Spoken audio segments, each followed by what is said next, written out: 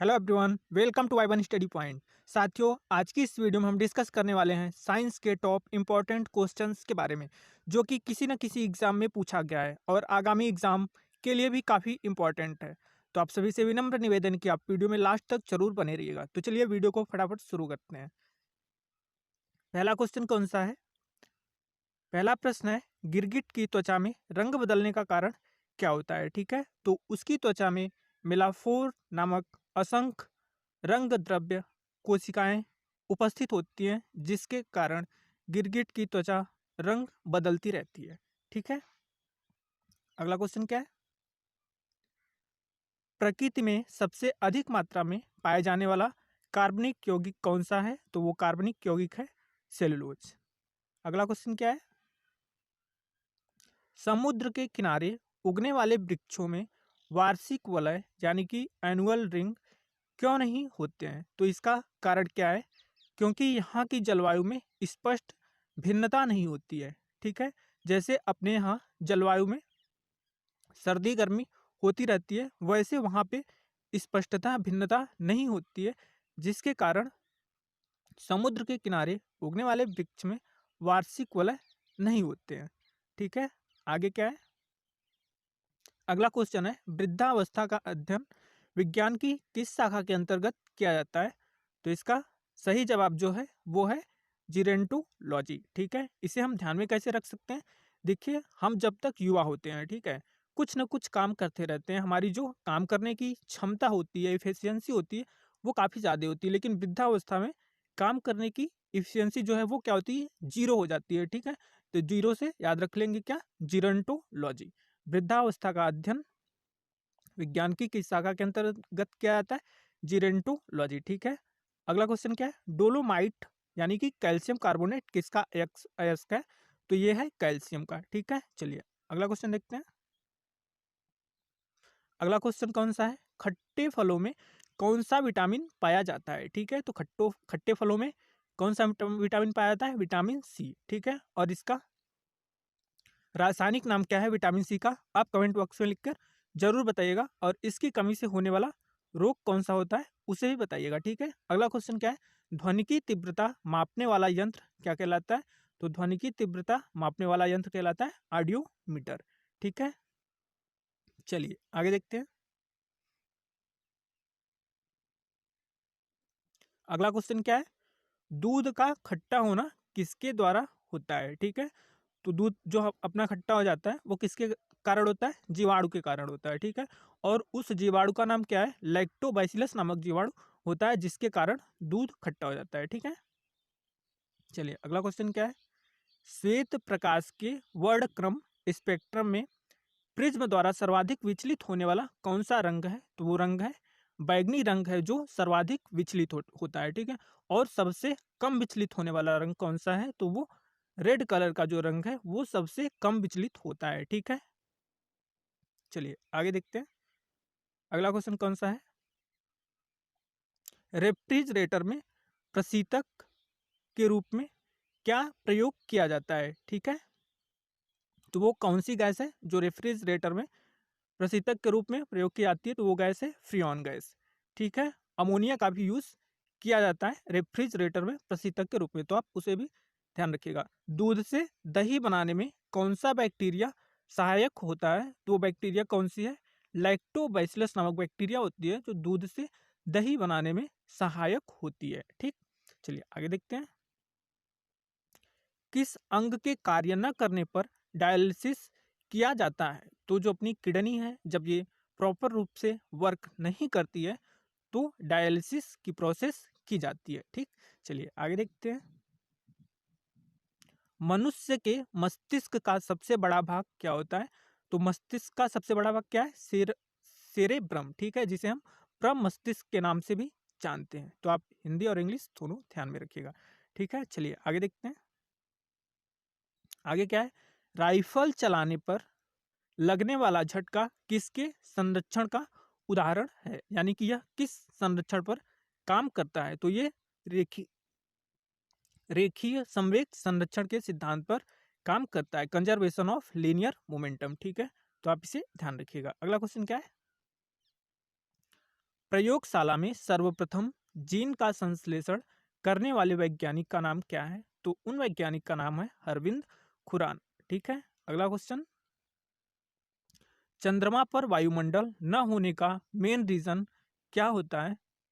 तो वहाँ चंद्रमा पर वायुमंडल क्यों नहीं होता है? क्योंकि वहाँ पर सभी गैसों का जो रूट मीन स्क्वायर वेलोसिटी यानी कि वर्ग माध्य मूल चाल है, उनके पलायन वेग से अधिक होती है। ठीक है, रूट मीन स्क्वायर वेलोसिटी की वैल्यू कितनी होती है आप कमेंट बॉक्स में लिखकर बताइएगा। ठीक है, चलिए आगे देखते हैं।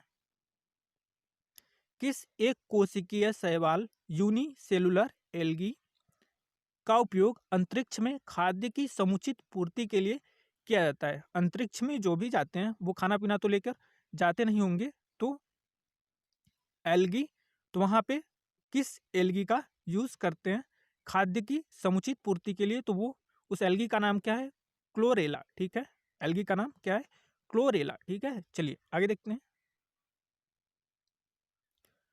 प्राकृतिक रबर किसका बहुलक है? ठीक है, जो प्राकृतिक रबर पाया जाता है वो किसका बहुलक है? तो वह आइसोप्रीन का बहुलक होता है। ठीक है, चलिए अगला क्वेश्चन, द्रव्य की चौथी अवस्था क्या है? द्रव्य की चौथी अवस्था कौन सी होती है? तो चौथी अवस्था प्लाज्मा है। ठीक है, द्रव्य की टोटल कितनी अवस्थाएं पाई जाती हैं? 5 अवस्थाएं पाई जाती हैं। ठीक है, पहला है ठोस, द्रव, गैस, चौथा है प्लाज्मा और पांचवी अवस्था कौन सी है? आप कमेंट बॉक्स में लिखकर जरूर बताइएगा। ठीक है, चलिए आगे देखते हैं। प्रत्यावर्ती धारा की माप किस यंत्र से की जाती है? तो वो कौन सा है? तप्त तार अमीटर के द्वारा। ठीक है, तो आप इसे ध्यान रखिएगा, प्रत्यावर्ती धारा की माप जो है अमीटर के द्वारा किया जाता है। ठीक, आगे कौन सा क्वेश्चन है? HTLV सेकेंड नामक वायरस से कौन सा रोग फैलता है? तो HTLV सेकेंड नामक वायरस से एड्स रोग फैलता है। मानव शरीर की सबसे छोटी ग्रंथि कौन सी है? ये बहुत ही फेमस क्वेश्चन है, ये सभी को याद भी होगा और ये सभी एग्जाम में पूछा भी जा चुका है। ठीक है, तो सबसे छोटी ग्रंथि कौन सी है? Pituitary gland. ठीक है, जिसे हम पीयूष ग्रंथि के नाम से भी जानते हैं। ठीक, और इसे मास्टर ग्रंथि भी कहते हैं। ठीक है, चलिए आगे देखते हैं। एंजाइम मूलतः क्या होते हैं? तो जो सभी एंजाइम होते हैं वो मूलतः प्रोटीन होते हैं। ठीक है, ये भी क्वेश्चन काफी बार पूछा जा चुका है। पित्त का निर्माण शरीर के किस भाग में होता है? तो ये पित्त जो अपना लीवर से निकलता है। ठीक है, लेकिन ये स्टोर कहाँ पे होता है? तो आप इसे भी ध्यान रखिएगा, क्वेश्चन ऐसे भी पूछा जाता है कि पित्त जो यकृत से निकलने वाले पित्तरस का स्टोर कहाँ पे होता है? ठीक है, पित्तरस इकट्ठा कहाँ पे होता है? तो गाल ब्लैडर यानी कि पित्ताशय में होता है। ठीक है, तो आप इसे भी ध्यान रखिएगा, पित्तरस निकलता है लीवर से, लेकिन जो स्टोर होके जमा होता है वो पित्ताशय में होता है। ठीक है, जिसे गाल ब्लैडर कहते हैं। चलिए आगे देखते हैं। आगे क्या है? कृष्ण छिद्र यानी कि ब्लैक होल सिद्धांत को प्रतिपादित किसने किया था? तो किसने किया था? एस चंद्रशेखर ने कृष्ण छिद्र को के सिद्धांत को प्रतिपादित किया था। चलिए आगे देखते हैं। अगला क्वेश्चन क्या है? साइनोकोबालामिन क्या है? यानी कि साइनोकोबालामिन किस विटामिन का नाम है? तो हम विटामिन B12 को साइनोकोबालामिन नाम से जानते हैं, यह इसका रासायनिक नाम है। ठीक है, विटामिन के रासायनिक नाम आप कमेंट बॉक्स में लिखकर जरूर बताइएगा। ठीक है, जितने भी विटामिन के रासायनिक नाम आपको पता है कमेंट बॉक्स में लिखिएगा। अगला क्या है? टेट्राएथिलेट पेट्रोल में क्यों मिलाया जाता है? तो एंटी नॉकिंग रेटिंग यानी कि अपस्फोटन की दर को बढ़ाने के लिए टेट्राएथिलेट का उपयोग जो है पेट्रोल में किया जाता है। चलिए अगला क्वेश्चन, हीरे की चमक क्यों होती है? तो ये क्वेश्चन तो भाई सभी को पता होगा, हीरे में चमक क्यों होती है? तो पूर्ण आंतरिक परावर्तन के कारण हीरे में चमक होती है। ठीक है, चलिए अगला क्वेश्चन क्या है? आपेक्षिक आर्द्रता रिलेटिव ह्यूमिडिटी नापी जाती है, किससे नापी जाती है? हाइग्रोमीटर से। ठीक है, और आपेक्षिक घनत्व किससे मापा जाता है? तो वो मापा जाता है हाइड्रोमीटर से। ठीक है, यहाँ पे देखिए हाइग्रोमीटर और हाइड्रोमीटर, आप इसमें कंफ्यूज बिल्कुल नहीं होइएगा। हाइग्रो देखिए, इसमें अपेक्षिक आर्द्रता जहां भी आएगी वहां पे हाइग्रोमीटर। ठीक है, और अपेक्षिक घनत्व हाइड्रोमीटर, एक ही वर्ड का जो है एक ही अक्षर का डिफरेंस है, तो आप इसमें कंफ्यूज नहीं होइएगा। ठीक है, अपेक्षिक आर्द्रता हाइग्रोमीटर और आपेक्षिक घनत्व हाइड्रोमीटर। ठीक है, चलिए आगे देखते हैं। रेटिना पर बनने वाला प्रतिबिंब कैसा होता है?